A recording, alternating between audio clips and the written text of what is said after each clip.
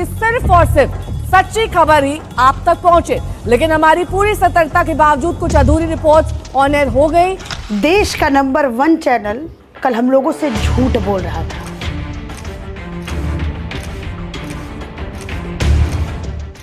देश का number 1 channel हम लोगों के इमोशंस के साथ खेल रहा था।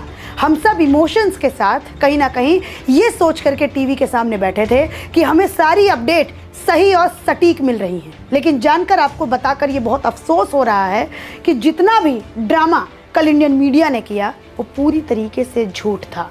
सिर्फ ये पूरा का पूरा जो खेल था वो टीआरपी का खेल था, क्योंकि इन लोगों को वॉर की आड़ में अपना बिजनेस बनाना था। आज इन लोगों को माफ़ी मांगनी पड़ी, लेकिन आप लोगों पर अब भरोसा किस तरीके से किया जाए, आपकी इंफॉर्मेशन पे अब किस तरीके से भरोसा किया जाए। समझिए कि कल इन न्यूज़ चैनल्स को 6-7 लाख लोग लाइव देख रहे थे रात के समय। बड़े बड़े जब इलेक्शंस होते हैं, जब देश का बड़ा इलेक्शन होता है, तब इन चैनल्स को इतना नहीं देखा जाता है। लेकिन वॉर के समय इन लोगों के ऊपर इतना भरोसा देश के नागरिकों ने दिखाया, लेकिन बदले में इन लोगों ने सिवाय टीआरपी के तमाशे के और कुछ भी नहीं हम लोगों को पेश किया। मैं आपको बताना चाहती हूँ कि ये समय बहुत गंभीर है, क्योंकि दोनों ही देश के बीच अनडिक्लेयर वॉर छिड़ गई है। दोनों ही देश में काफ़ी नुकसान हो रहा है। दोनों ही देश में काफ़ी नुकसान हो रहा है। आज एमईए के प्रेस रिलीज में बताया गया कि हमारे सैनिक भी घायल हुए हैं। हमारे सैनिक जो अपनी जान पे लड़ करके हमारी रक्षा कर रहे हैं। आज जो मैं ये वीडियो बना पा रही हूँ, ये सिर्फ और सिर्फ हमारी सेना की वजह से बना पा रही हूँ, क्योंकि वो हम लोगों को सुरक्षित रख रही है बॉर्डर्स पर खड़े होकर के। लेकिन उन सेनाओं का मजाक कल इंडियन मीडिया ने उड़ाया है। परसों जिस तरीके से पाकिस्तानी मीडिया का पूरे दुनिया में मजाक उड़ रहा था, आज हिंदुस्तानी मीडिया का उस तरीके से पूरी दुनिया भर में मजाक उड़ रहा है। क्योंकि कुछ ऐसी बातें इंडियन मीडिया ने कल पूरे देश भर में पूरी रात ये जो ड्रामा किया है, पूरी रात ये जो तमाशा किया है, कल ऐसी ऐसी बातें कही हैं कि जिनको सुनकर हम खुद दंग रह जा रहे थे। हर एक सेकंड में आ रहा था ये ब्रेकिंग न्यूज़ है, ये ब्रेकिंग न्यूज़ है, ये ब्रेकिंग न्यूज़ है। अब कोई भी इस ब्रेकिंग न्यूज़ को सुन करके अपनी जगह पर बैठा हुआ था, ये सोच रहा था कि हमें कोई सटीक और एक ठीक इन्फॉर्मेशन मिल रही है, लेकिन वो सारी इन्फॉर्मेशन गलत, झूठ, सरासर गलत थी, पूरी तरीके से फैब्रिकेटेड थी।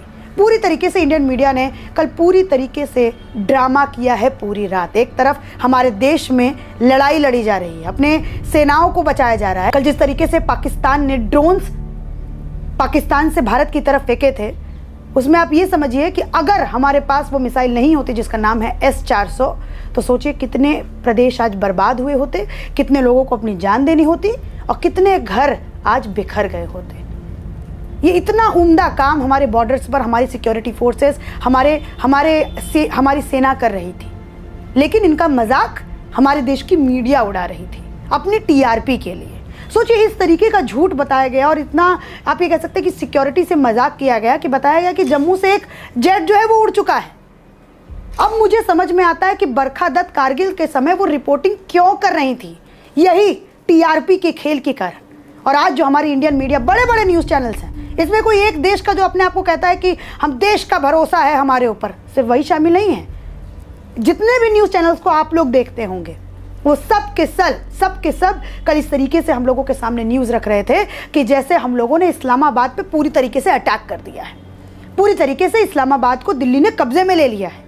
सोचिए ये इंटरनेशनल लेवल पर कितनी बड़ी डिप्लोमेसी का फेलियर हो सकता था। इसी कारण मिनिस्ट्री ऑफ डिफेंस को आज एक नोटिस जारी करना पड़ा और बताना पड़ा कि झूठ फरेब आप पूरे देश को नहीं परोस सकते जब तक कोई आधिकारिक पुष्टि ना हो। कल हमारी न्यूज़ एजेंसीज ने, बड़े बड़े न्यूज़ एजेंसीज जिसके ऊपर आप और हम भरोसा करते हैं, मैं खुद अपने किसी ग्राउंड रिपोर्टिंग्स के लिए इन लोगों पर भरोसा करती हूँ। मैं खुद इन लोगों को न्यूज़ देखती हूँ इंफॉर्मेशन के लिए। उन लोगों ने ये बताया कि हमने एक पायलट को पकड़ लिया है। सोचिए ये कितना बड़ा डिप्लोमेसी फेलियर हो सकता है। याद है जब अभिनंदन को पाकिस्तान में पकड़ा गया था, किस तरीके से पाकिस्तान पानी पानी हो गया था और अभिनंदन को वापस करना पड़ा था। वही परिस्थिति हमारी ये बनाना चाहते थे ये इंडियन मीडिया। ये पूरी तरीके से जो कल इन्होंने ड्रामा किया है, इनके ऊपर एक्शन होना चाहिए। एक नोटिस देकर के सिर्फ माफ़ी मांग के इन लोगों को छोड़ना नहीं चाहिए। और हमारी डिफेंस मिनिस्ट्री में उस नोटिस में ये भी कहा गया कि जब तक कोई आधिकारिक पुष्टि नहीं मिलेगी तब तक आप कोई बात नहीं बता सकते। सोचिए इन लोगों ने क्या क्या बातें बताई हैं। मैं कुछ हेडलाइंस आप लोगों के सामने पढ़ना चाहती हूँ, ज़रा आप भी सुनिए और आप लोगों ने भी ये हेडलाइंस सुनी ही होगी। ये सुशांत सिन्हा जी बता रहे हैं, जो खुद एक बहुत बड़े न्यूज़ चैनल के एंकर हैं, डिबेट करते हैं, अपनी एक पाठशाला चलाते हैं। वो बता रहे हैं कि पाकिस्तान में घुसी भारतीय सेना, पाकिस्तान के अंदर घुसी भारतीय सेना, ऐसा हमारे डिफेंस मिनिस्ट्री की तरफ से अभी आधिकारिक पुष्टि नहीं हुई थी। उस समय तुरंत इन लोगों ने रात के समय पूरा ड्रामा किया है। लाहौर में भारत का ज़बरदस्त हमला। सोचिए कितना मजाक भरा, कितना मजाकिया भरा ये पूरा बयान है जो इन लोगों ने कल पूरी तरीके से टीवी पर फ्लैश किया है। पाकिस्तान के F-16 को मार गिराया, ऐसी कोई पुष्टि जो है हमारे डिफेंस मिनिस्ट्री की तरफ से नहीं आई है। फिदाइन हमले तक की बात इन लोगों ने कही, सुसाइड बॉम्बिंग की इन लोगों ने बात कही, वो पूरी तरीके से झूठ है। सोचिए जिस तरीके से कल पाकिस्तान पूरी तरीके से पूरी दुनिया भर में पानी पानी हो रहा था, आज इंडियन मीडिया को होना पड़ रहा है केवल मात्र टीआरपी के खेल के कारण। बड़े बड़े जिनको हम देखते अपना आइडियल मानते थे, आज वो टीवी पर आकर के, कल वो टीवी पर आकर के मजाक कर रहे थे। मतलब उनके हिसाब से अगर देखा जाए तो पूरी तरीके से भारत ने पाकिस्तान को ख़त्म कर दिया था। इस बात में कोई झूठ नहीं है कि हमारी सेना ने पाकिस्तान का मुंह तोड़ जवाब दिया है। हमने जो उनके वहाँ ड्रोन्स छोड़े उसको वो पूरी तरीके से फेल हो गए इंटरसेप्ट करने में, लेकिन उन लोगों ने जो हमारे यहाँ ड्रोन्स छोड़े हम उसको पूरी तरीके से इंटरसेप्ट करने में सफल रहे। ये हमारी भारतीय सेना का पीठ थपथपाने का समय है ये। और इनकी वजह से मैं आपको बताऊं तो स्टॉक मार्केट में क्या असर पाया। इनकी बातें चलिए झूठ इन लोगों ने बोल दिया, इमोशंस के साथ इन लोगों ने सबके साथ खेल दिया, यहाँ तक ये नहीं रुकते हैं। इनके झूठ फरेब के कारण स्टॉक मार्केट में मतलब बाजार में 83 बिलियन डॉलर का नुकसान हुआ है, 83 बिलियन डॉलर का नुकसान हुआ है इन लोगों के झूठ फरेब के कारण। आज भारतीय मीडिया और पाकिस्तानी मीडिया में कोई अंतर नहीं है, क्योंकि पाकिस्तानी मीडिया को भी अगर आप VPN लगा के सुनेंगे तो वो भी इस तरीके की बातें ही करते हुए आपके समक्ष नज़र आएंगे। उस तरीके से हमारी भारतीय मीडिया वो भी उस तरीके से ही हम लोगों के सामने नज़र आ रहा है।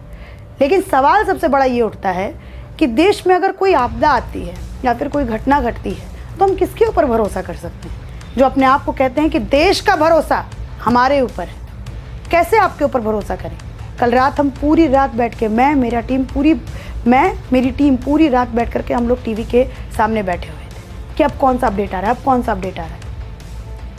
मतलब आप समझिए एक हाई ड्रामा पिक्चर से ज़्यादा ये लोग एंटरटेन कर रहे थे पूरी दुनिया, पूरे देश को।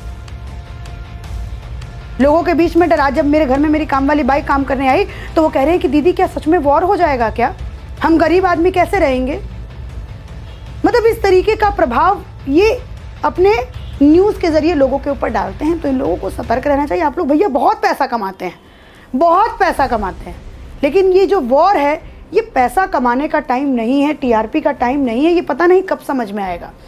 एक बार राजदीप सरदेसाई ने कहा था कि जब पार्लियामेंट में अटैक हो रहा था तो मैं पार्लियामेंट के अंदर मौजूद था और हम लोग वल्चर्स हैं क्योंकि हम लोग न्यूज़ की तलाश में रहते हैं। लेकिन कभी कभी इंसानियत और कभी कभी देशभक्ति भी दिखानी चाहिए और इस तरीके का काम नहीं करना चाहिए। टीआरपी अपनी जगह और देशभक्ति अपनी जगह। जैसा कि आप लोग हर न्यूज़ के चैनल वाले जो लोग हैं वो अपने आप को आजकल हर कोई देशभक्त कहता है। आपकी देशभक्ति पर शक नहीं है, लेकिन आपने जो आज मैं कह लूँ या फिर कैमरे के पीछे मनीष हैं वो कह लें या फिर आकाश कह लें या फिर राघवेंद्र कह लें या फिर करण कह लें, कोई भी, हम सब भारतीय नागरिक हैं और हम सबका भरोसा आप लोगों ने तोड़ा है, जो सिर्फ माफ़ी से नहीं जाएगा। हम लोग पाकिस्तान के लोग जैसे नहीं हैं कि पाकिस्तान की मीडिया जो भी उनके सामने रखती है वो सब वो लोग अच्छे से डाइजेस्ट कर लेते हैं, कुछ बोलते नहीं हैं। लेकिन अब आपके सत्यता पर, आपकी इन्फॉर्मेशन पे एक बहुत बड़ा सवाल, इंडियन मीडिया के सत्यता पर और ब्रॉडकास्टिंग पे एक बहुत बड़ा सवाल कल की रिपोर्टिंग के बाद से उठता है और उठना वाजिब भी है। चलिए इसी के साथ धन्यवाद। ये वॉर का समय है, ये दोनों ही देशों के लिए एक बहुत गंभीर समय है और कहीं ना कहीं हमारी सेना के लिए बहुत गंभीर समय है, क्योंकि हमारी सेना रिटेलिएट कर रही है। पाकिस्तानी आर्मी तो पूरी तरीके से अपने कंट्रोल में नहीं। वो पता नहीं क्या क्या कर रहे हैं वो लोग। वो देश इतना गिरा हुआ देश है कि पहले उसने निहत्थे लोगों को निशाना बनाया अपने आतंकी को भेज करके, फिर उसके बाद यहाँ पे सिविलियंस को अटैक किया। लेकिन हमारे देश के जो विदेश मंत्री हैं या फिर आप हमारी सेना कह लीजिए, ये चारों मोर्चा पे, थल, नभ, जल या फिर आप विदेश मंत्रालय के मोर्चा पे कह लीजिए, ये चारों मोर्चा पे बहुत अच्छे तरीके से काम कर रहा है और इसी तरीके का जो काम है वो हम उम्मीद भी करते हैं। इसी के साथ धन्यवाद।